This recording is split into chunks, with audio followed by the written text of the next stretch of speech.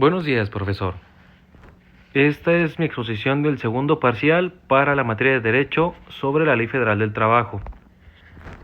Empezaremos primero con el artículo 46 y dice que tanto el trabajador como el patrón pueden terminar la relación laboral en cualquier momento si hay una causa justificada.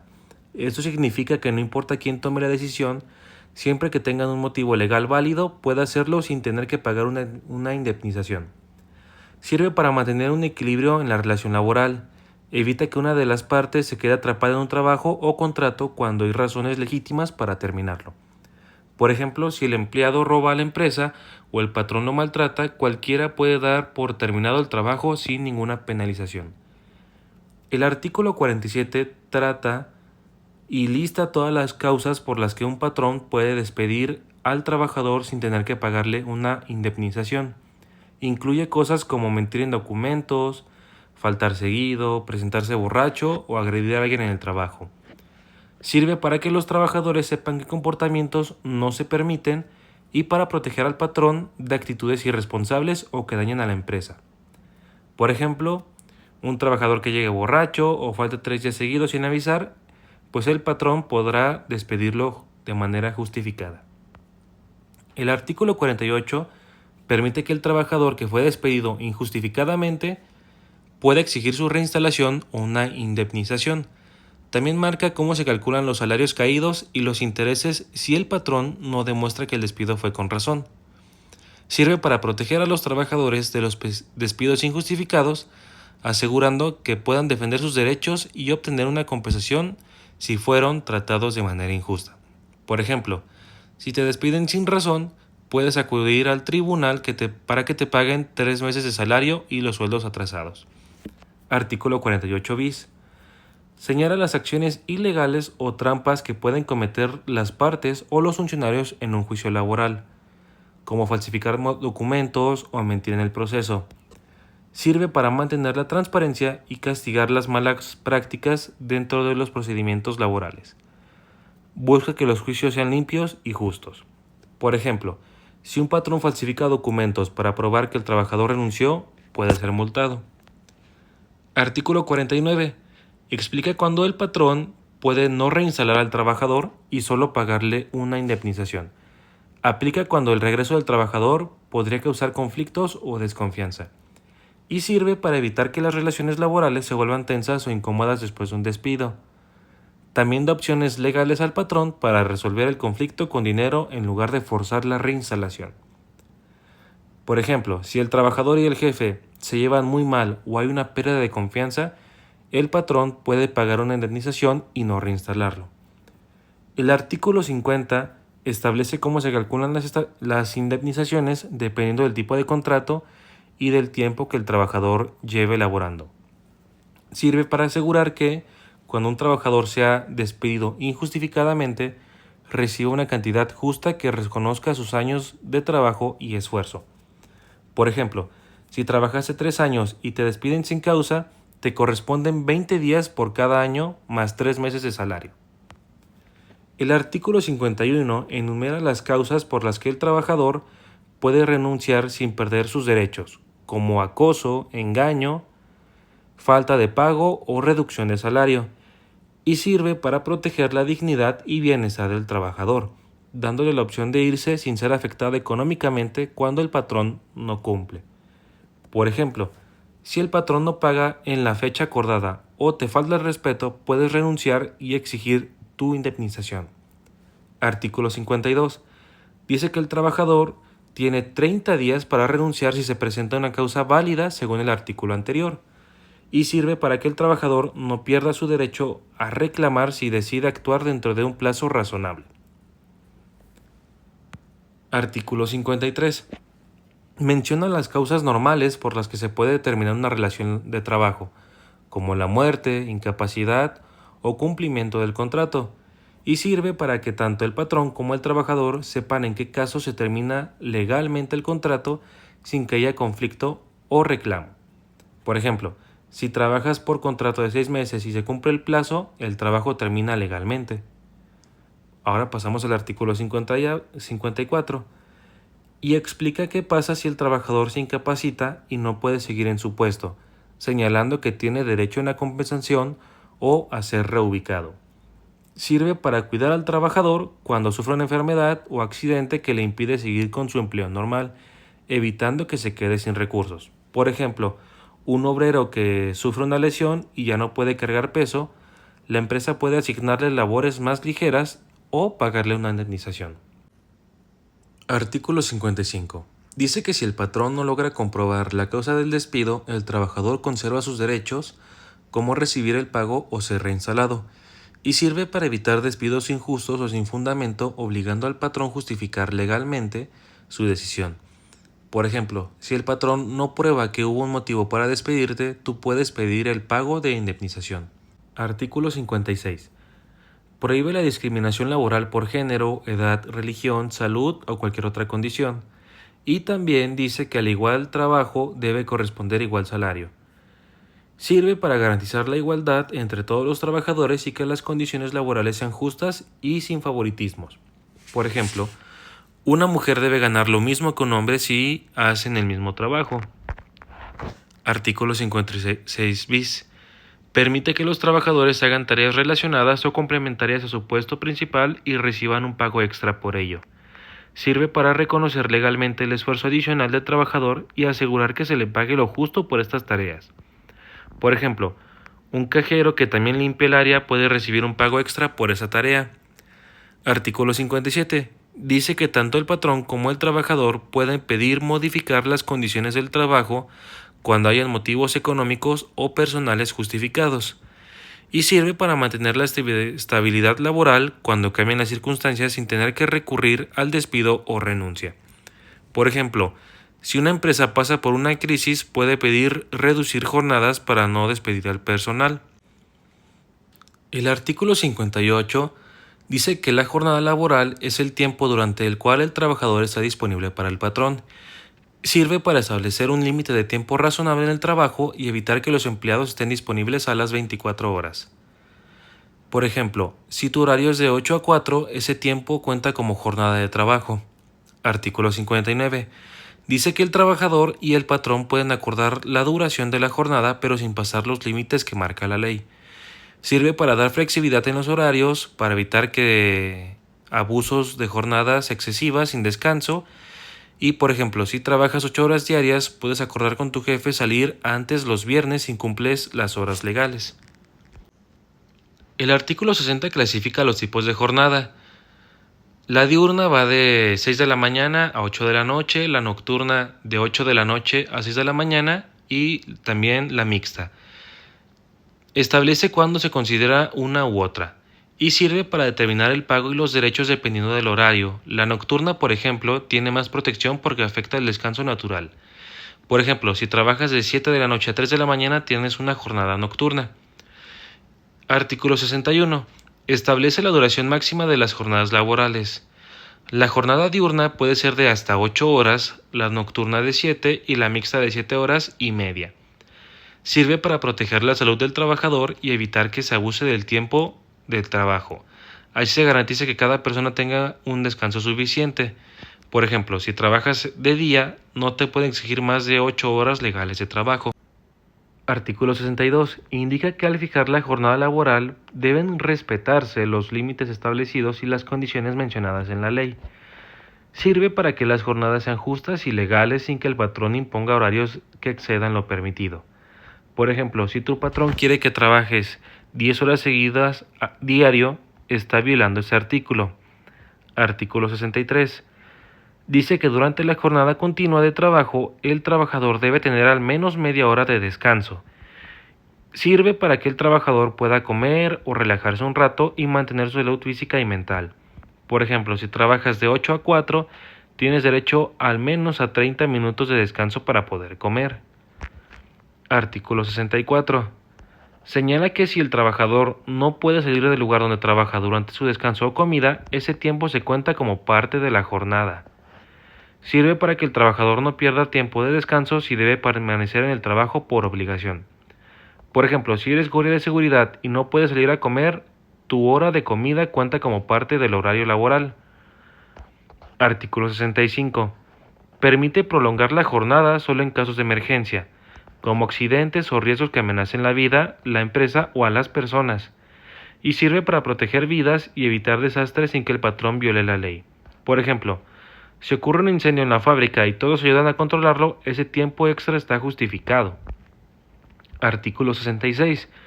Dice que la jornada se puede prolongar por circunstancias extraordinarias, pero solo hasta 3 horas horarias diarias y 3 veces por semana.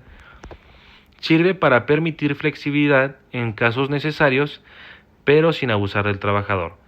Por ejemplo, si hay mucho trabajo un día, puedes quedarte 3 horas más, pero no todos los días. Artículo 67. Explica cómo se pagan las horas extras. Al doble si son dentro del límite legal y detalla el pago por tiempo de emergencia. Sirve para compensar el esfuerzo adicional del trabajador cuando da más tiempo del normal. Por ejemplo, si trabajas 2 horas extras, te las deben pagar al doble del salario normal. Artículo 68. Dice que los trabajadores no están obligados a hacer más horas de los que marca la ley, y si exceden las 9 horas extras a la semana, se deben pagar al triple. Por ejemplo, si trabajas más de 9 horas en una semana, esas horas te deben de pagar al triple. Artículo 69. Establece que por cada 6 días trabajados, el trabajador tiene derecho a un día de descanso con salario completo. Sirve para asegurar que el trabajador tenga al menos un día a la semana para descansar y convivir con su familia. Por ejemplo, si trabajas de lunes a sábado, tienes derecho a descansar el domingo con tu salario íntegro. Artículo 70. Regula que en los trabajos que no pueden detenerse, el patrón y los trabajadores deben acordar los días de descanso. Sirve para que todos los trabajadores, incluso los que laboran en servicios continuos, tengan tiempo libre. Por ejemplo, si trabajas en un hospital, puedes descansar martes o miércoles en lugar del domingo. Artículo 71. Se recomienda que el día de descanso sea el domingo y quien trabaje ese día debe recibir una prima del 25% extra. Sirve para incentivar el descanso dominical y compensar a los que trabajan ese día. Por ejemplo, si trabajas el domingo, te deben pagar tu día normal más un 25% adicional. Artículo 72. Dice que si un trabajador no trabaja todos los días de la semana, tiene derecho a la parte proporcional de su descanso. Sirve para que todos los empleados, aunque tengan menos días de trabajo, reciban su parte justa del pago de descanso. Por ejemplo, si solo trabajas 3 días a la semana, te pagan el descanso proporcional. Artículo 73. Prohíbe trabajar en los días de descanso, pero si el trabajador lo hace, el patrón debe pagarle doble además de su salario normal. Sirve para garantizar que el descanso sea respetado y si no lo es, se compense justamente. Por ejemplo, si trabajas tu día libre, te deben pagar el doble. Artículo 74. Enumera los días de descanso obligatorios en México, como el 1 de enero, el 1 de mayo, 16 de septiembre, entre otros. Sirve para conocer fechas importantes nacionales y dar descanso legal en esas fechas. Por ejemplo, el 16 de septiembre nadie trabaja y si lo haces, te deben de pagar el doble. Artículo 75. Dice que si el trabajador labora en un día festivo obligatorio, debe recibir pago doble además del salario del día. Sirve para compensar económicamente al trabajador que sacrifica su descanso en una fecha oficial. Por ejemplo, si trabajas el 25 de diciembre, te deben pagar 3 veces tu salario diario. Artículo 76. Establece que los trabajadores con más de un año de servicio tienen derecho a mínimo 12 días de vacaciones pagadas, aumentando 2 días cada año hasta llegar a 20. Sirve para asegurar que los empleados descansen anualmente y con un pago reconociendo su antigüedad. Por ejemplo, si ya cumpliste un año en tu trabajo, te tocan mínimo 12 días de vacaciones pagadas. El artículo 77 dice que los trabajadores de temporada o con trabajos discontinuos también tienen derecho a vacaciones proporcionales y sirve para que todos los trabajadores, sin importar su tipo de contrato, reciban descanso. Por ejemplo, si trabajas solo 3 meses al año, te dan vacaciones proporcionales a ese tiempo. Artículo 78. Indica que el trabajador debe disfrutar al menos 12 días seguidos de sus vacaciones, aunque puede decidir cómo dividir el resto. Sirve para garantizar el descanso sea real y continuo no en pedacitos que no sirvan para recuperarse. Por ejemplo, si te dan 14 días, puedes tomar 12 días seguidos y dejar 2 días para después. Artículo 79. Prohíbe sustituir las vacaciones con dinero. Solo se pagan si se termina la relación laboral antes de cumplir el año.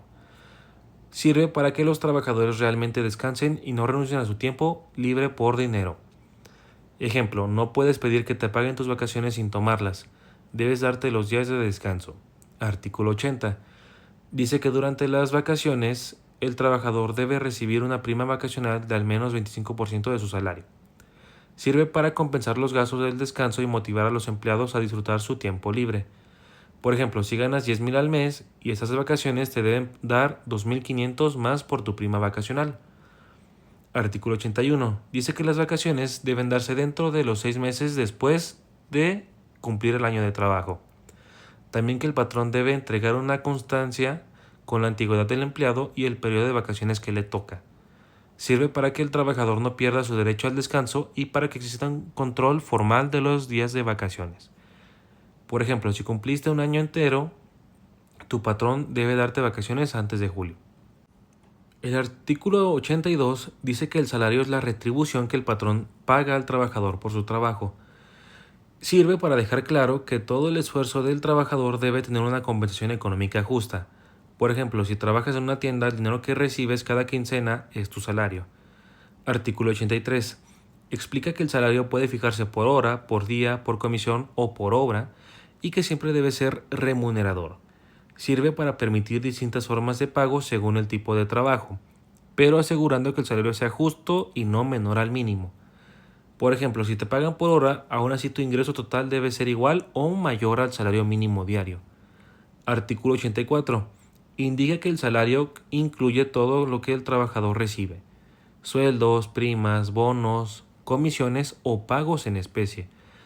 Sirve para evitar que los patrones excluyan beneficios del cálculo salarial y así reducir lo que deben pagar. Por ejemplo, si ganas 8,000 al mes más 2,000 en comisiones, tu salario real es de 10,000. El artículo 85 señala que el salario debe ser justo y proporcional al trabajo y nunca menor al salario mínimo. Sirve para proteger al trabajador de sueldos abusivos o injustos, garantizando una retribución digna. Por ejemplo, si trabajas 8 horas diarias, tu sueldo no puede ser menor al mínimo legal vigente. Artículo 86. Dice que a trabajo igual, con las mismas condiciones, debe pagarse el mismo salario, sin importar el género ni ninguna otra diferencia. Sirve para promover la igualdad salarial y eliminar la discriminación laboral.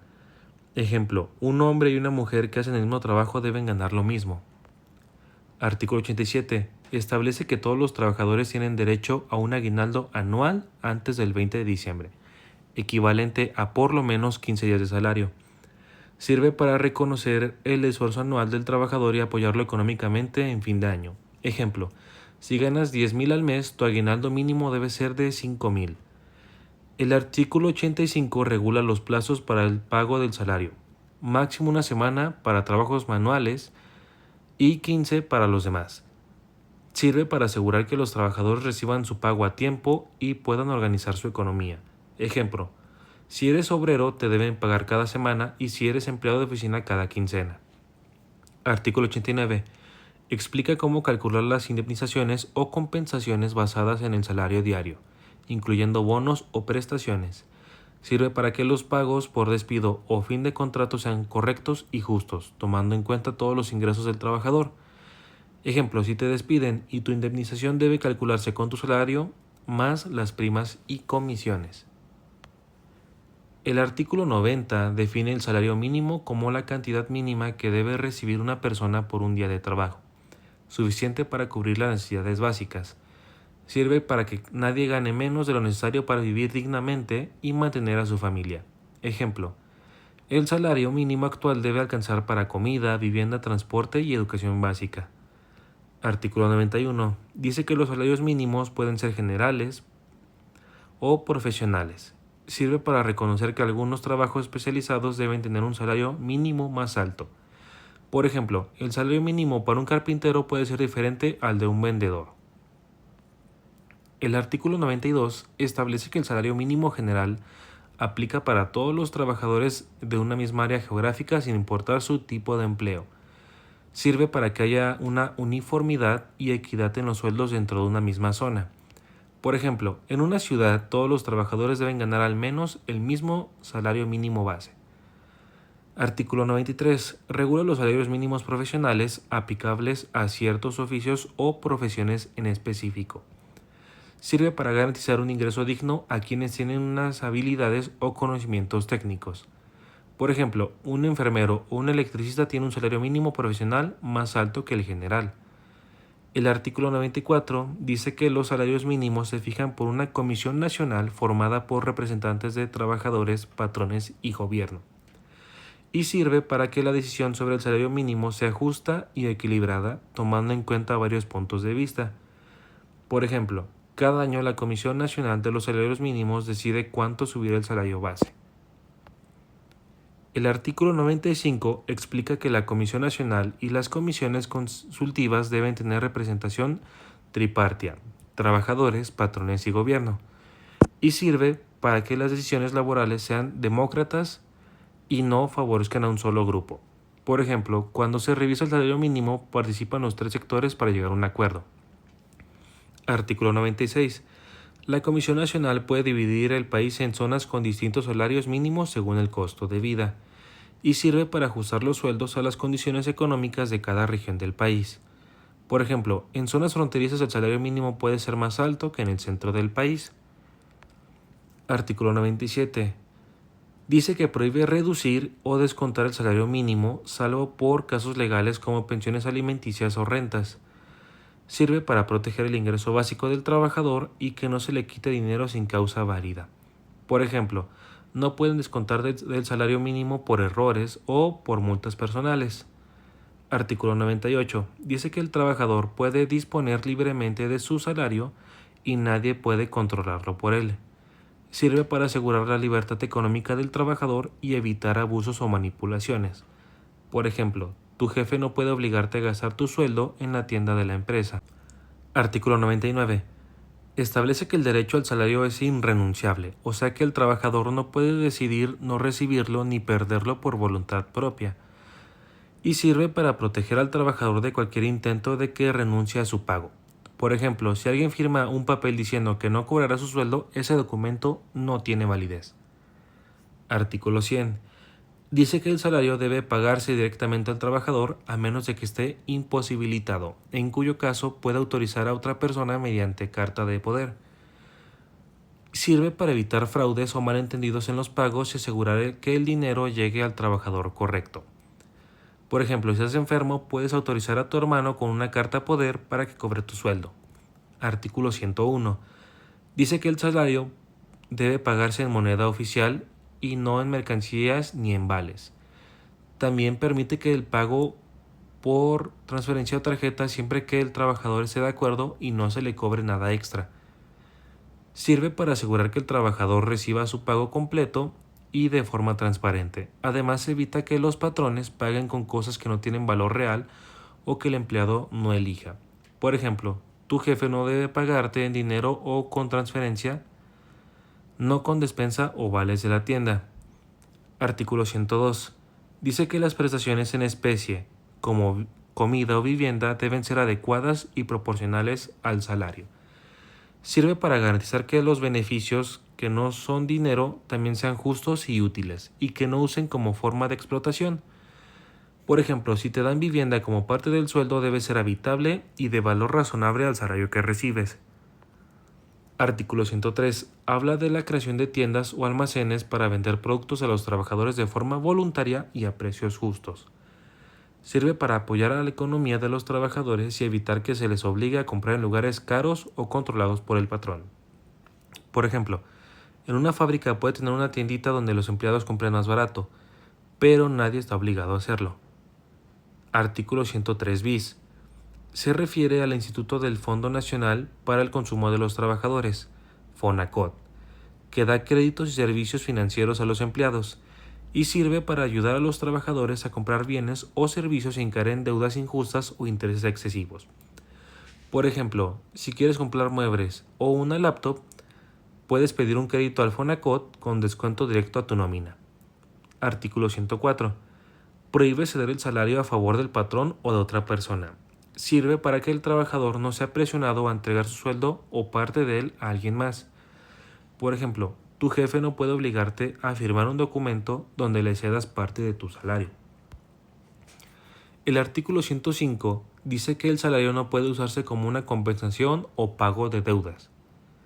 Sirve para proteger el dinero del trabajador y que no se le descuenten arbitrariamente por supuestos adeudos. Ejemplo, si rompiste algo sin intención, el patrón no puede descontarlo directamente de tu salario. Artículo 106. Establece que el patrón no puede suspender el pago del salario, salvo en casos legales que la ley permite. Sirve para asegurar que el trabajador reciba su sueldo pase lo que pase y que el patrón no use el dinero como forma de castigo. Ejemplo, si llegas tarde unos días, tu patrón no puede dejar de pagarte toda la semana. Artículo 107. Prohíbe que el patrón imponga multas a los trabajadores sin importar el motivo. Sirve para evitar abusos económicos disfrazados de castigos y asegurar que los sueldos se respeten íntegros. Por ejemplo, tu jefe no debe ni puede descontarte dinero porque llegaste 10 minutos tarde. Artículo 108. Dice que el salario debe pagarse en el lugar donde el trabajador presta sus servicios y sirve para que el pago sea accesible y el trabajador no tenga que desplazarse lejos o gastar dinero para cobrarlo. Por ejemplo, si trabajas en una empresa, deben pagarte ahí mismo o depositarte, pero no hacerte ir a otra ciudad a cobrar. Artículo 109.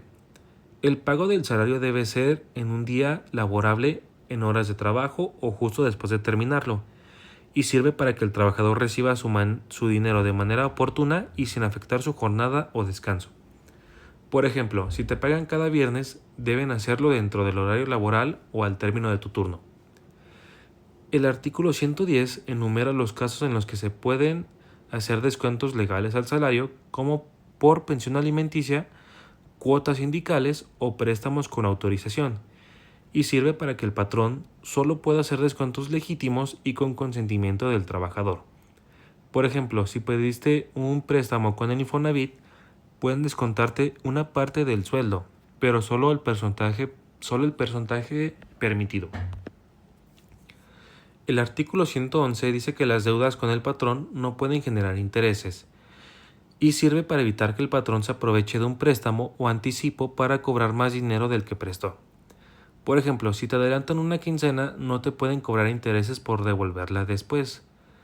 El artículo 112 establece que los salarios no pueden ser embargados, excepto por pensiones alimenticias, y sirve para proteger los ingresos del trabajador ante deudas o demandas, asegurando su sustento básico. Por ejemplo, si te demandan por una deuda bancaria, no pueden quitarte parte del salario. El artículo 113 dice que los salarios e indemnizaciones tienen prioridad sobre cualquier otra deuda del patrón, incluso impuestos o pagos al IMSS, y sirve para asegurar que los trabajadores cobren primero si la empresa entra en crisis o en quiebra. Por ejemplo, si la empresa cierra y debe dinero, lo primero que debe pagar son los sueldos atrasados.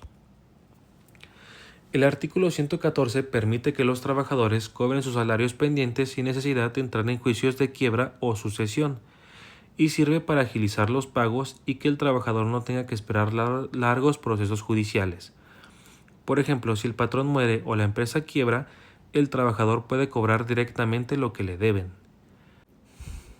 El artículo 115 indica que los beneficiarios del trabajador fallecido tienen derecho a recibir sus sueldos, prestaciones e indemnizaciones pendientes.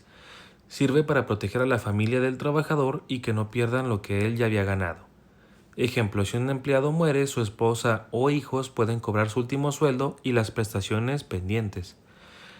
El artículo 116 dice que está prohibido que existan expendios de bebidas alcohólicas o casas de apuestas dentro o cerca de los centros de trabajo. Sirve para mantener un ambiente laboral sano, evitar distracciones y prevenir conductas de riesgo dentro del trabajo. Por ejemplo, en una fábrica no puede haber un bar o una cantina dentro del mismo terreno. Artículo 154. Habla sobre las preferencias que deben tener los patrones al contratar o promover trabajadores cuando hay igualdad de condiciones. Se debe preferir a mexicanos sobre extranjeros, a los que ya trabajaron bien antes, a los que tienen familia que mantener, a los que tienen educación básica, están capacitados o son sindicalizados. Sirve para promover la justicia y la equidad en el empleo. Este artículo busca que los trabajadores con más necesidad, compromiso o preparación tengan prioridad y también fomenta que las empresas apoyen al empleo nacional y el sindicalismo legal. Por ejemplo, si hay dos personas con la misma experiencia, el patrón debe preferir al trabajador mexicano que tiene familia y capacitación comprobada. El artículo 155 dice que los trabajadores que quieran aspirar a un puesto vacante o nuevo deben presentar una solicitud a la empresa con su información personal, su experiencia laboral y si pertenecen a algún sindicato. Sirve para tener un proceso formal y ordenado al momento de ofrecer vacantes, asegurando que las oportunidades se otorguen de forma justa y transparente. Por ejemplo, un empleado entrega una solicitud cuando se abre un nuevo puesto en su empresa, explicando que tiene familia y capacitación en el área. Artículo 156. Explica que cuando no haya contrato colectivo o este no incluya una cláusula de admisión sindical, se aplicarán las reglas del artículo 154 para trabajadores temporales o que cubran vacantes provisionales. Sirve para que los derechos de preferencia laboral también se apliquen a los trabajadores eventuales o por obra, evitando que sean desplazados injustamente. Por ejemplo, un trabajador eventual que cubre vacaciones tiene derecho a ser tomado en cuenta si se abre una vacante fija. Artículo 157. Si el patrón no respeta las preferencias laborales, el trabajador puede acudir al tribunal para exigir el puesto o una indemnización. Sirve para proteger al trabajador de injusticias y asegura que se cumplan las reglas de preferencia. Por ejemplo, si un trabajador con más experiencia no es ascendido sin razón, puede demandar para que le den el puesto o lo indemnicen. Artículo 158. Reconoce que el derecho de los trabajadores de planta a que se les respete su antigüedad en la empresa. Sirve para garantizar que los ascensos y los beneficios se den de forma justa según los años trabajados. Por ejemplo, un empleado reclama porque su antigüedad no aparece bien en la lista de la empresa. El artículo 159 dice que las vacantes o nuevos puestos deben darse a quienes tengan más antigüedad, capacitación o aptitud, y sirve para promover las oportunidades justas y reconocer el esfuerzo de los trabajadores. Por ejemplo, un ayudante con más experiencia es ascendido a encargado cuando se abre una vacante. Artículo 160. Las vacantes de menores de 30 días deben cubrirse respetando la antigüedad y la experiencia, y sirve para evitar favoritismos y mantiene la justicia incluso en los reemplazos temporales. Por ejemplo, si un jefe falta 20 días, se elige a quien tenga más tiempo y preparación para cubrirlo. El artículo 161 dice que un trabajador con más de 20 años solo puede ser despedido por una falta muy grave. Sirve para proteger la estabilidad laboral y valora la lealtad del empleado. Por ejemplo, un trabajador con 25 años solo recibe una sanción por llegar tarde, no lo despiden. Y por último, el artículo 162 establece que la prima de antigüedad como un derecho de los trabajadores de planta. Sirve como una recompensa para los años de servicio como un pago al terminar la relación laboral. Por ejemplo, un trabajador con 15 años recibe dinero extra al retirarse por su antigüedad.